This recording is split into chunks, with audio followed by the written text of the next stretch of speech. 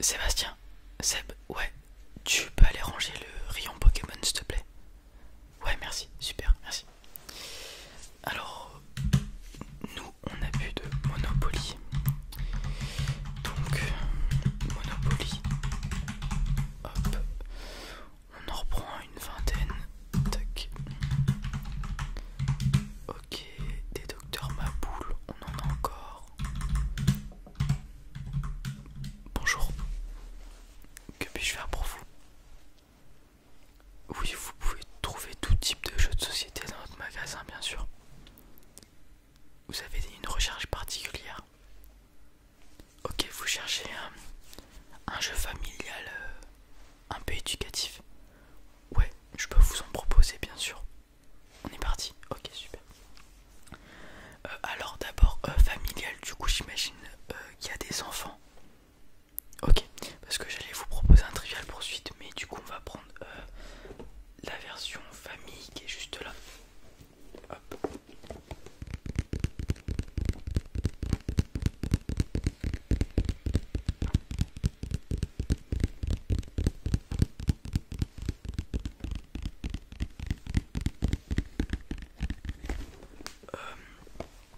Donc c'est un trivial poursuite classique, à part le fait qu'il y a des questions pour les enfants et pour les adultes. Voilà, vous avez votre petit camembert qu'il faut remplir avec des questions et il n'y a rien qui change au trivial poursuite classique.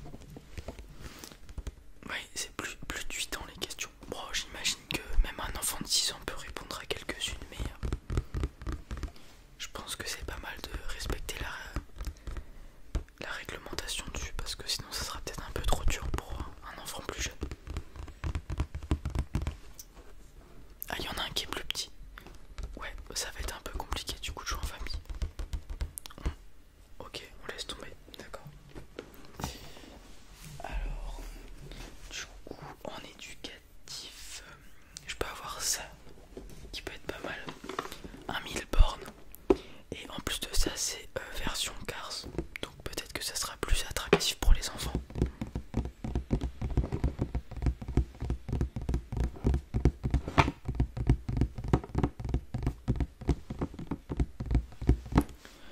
Donc 1000 bornes classiques aussi, juste qu'on a des dessins Cars. Donc là vous voyez des voitures de Cars. Là on a Martin qui est le réparateur. Et il y a un socle Flash McQueen avec juste là.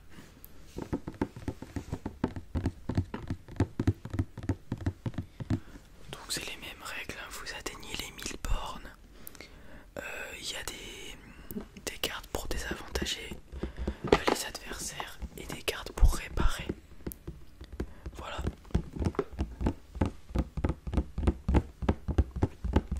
Ouais, ça c'est pas mal, ça permet le calcul mental un petit peu quand même. On met de côté, ok. Je peux vous proposer encore un autre jeu. Alors cette fois-ci ce sera pas avec les maths, ce sera plutôt avec le français, puisque c'est Tic Tac Boom.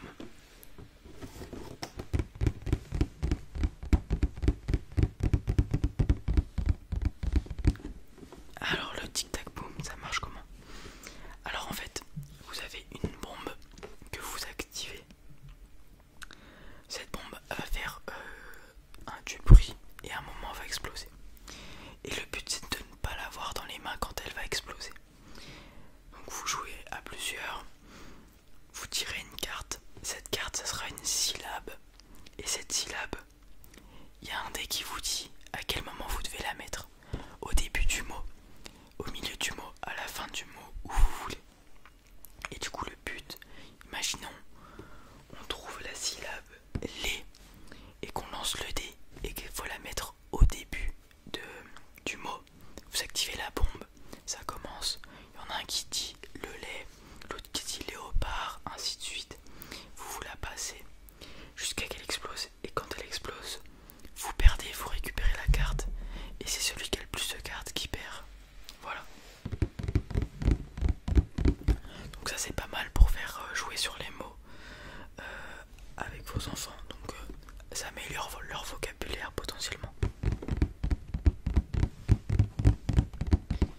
Ça permet aussi de réfléchir sous la panique, entre guillemets, le stress, puisque il y a un effet stressant avec cette bombe qui fait tic-tac et que vous savez pas quand qu'elle va exploser. Donc ça peut psychologiquement aider aussi, je pense. Vous êtes plus intéressé par celui-ci du coup? On enlève le Cars, ok, pas de problème. Du coup, laissez-moi le reprendre. Je le range, hop. Est-ce qu'il vous faut autre chose avec ça? Ok, des jeux de poche, des jeux de société de poche, ouais. Ok, bah je peux vous proposer déjà cet incontournable. Le loup-garou.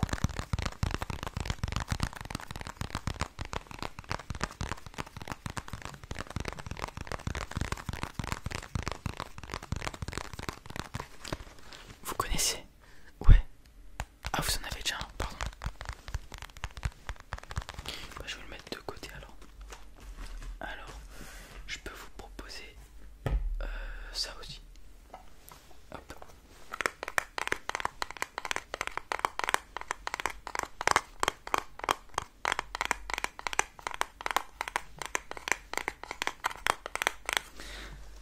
Alors, dans cette petite boîte se cache le jeu double. Alors, le double, qu'est-ce que c'est? Je vais prendre les cartes à l'intérieur pour vous expliquer. Donc déjà le double, c'est un jeu de cartes et ce jeu de cartes réunit à lui tout seul plus de 5 jeux, je crois. Donc il y a 5 mini-jeux à faire avec ces cartes, donc pas de quoi épuiser le stock de jeux. Donc je vais prendre 2 cartes. Au total il y a plus d'une cinquantaine de cartes, je crois. Et sur chaque carte, il y a forcément 2 symboles qui correspondent. Donc là je vais vous laisser chercher. C'est bon, vous avez trouvé? Pas encore? Ok. Bah je vais vous aider à regarder. C'est l'araignée. Hop. Donc voilà, ça c'est un exemple. Sur chaque carte, que ce soit n'importe laquelle, il y aura forcément un symbole qui correspond. Regardez. Ces deux-là, c'est...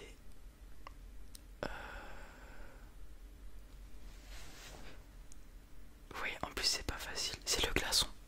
Hop, il y a le glaçon sur celle-là et avec la carte de tout à l'heure, il y a l'encre. Voilà. Donc sur toutes les cartes, il y a 2 symboles qui vont ensemble. Et donc le but par rapport au mini-jeu, donc là par exemple je vais en prendre un aléatoirement. Voilà, celui-ci, attrapez-les tous. Donc il y a par exemple ce jeu-là, il y a une carte au milieu de chaque joueur. Enfin, au milieu de tous les joueurs. Elle est posée face cachée, puis vous la retournez. Et tous les joueurs ont un tas de cartes. Et le but, c'est que vous retournez toutes vos cartes. Et vous posez la carte, enfin votre carte sur celle du milieu. Donc en gros, vous avez tous un tas de cartes avec une carte au milieu. Et le but, c'est de mettre toutes vos cartes sur celle du milieu. En trouvant bien sûr le symbole qui correspond. Donc le but, c'est de poser toutes vos cartes pour ne plus avoir de cartes, voilà par exemple. Et il y a plein de petits jeux comme ça. Du coup c'est un jeu de réflexion et de recherche qui est plutôt pas mal. Donc voilà, même pour les enfants c'est bien. Ouais, on met de côté. Ouais, ok. Après aussi j'ai un jeu un peu classique.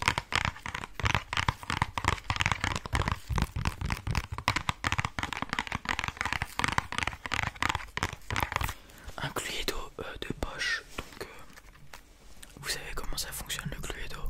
Ouais. Voilà, c'est la même chose mais il n'y a que des cartes en fait.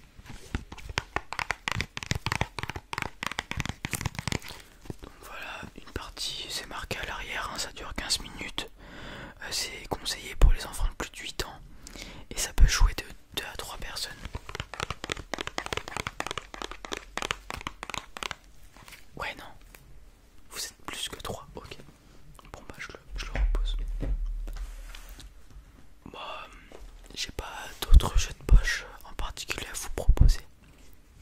Oh c'est bon, c'était pas grave. Bon bah voilà, du coup on part sur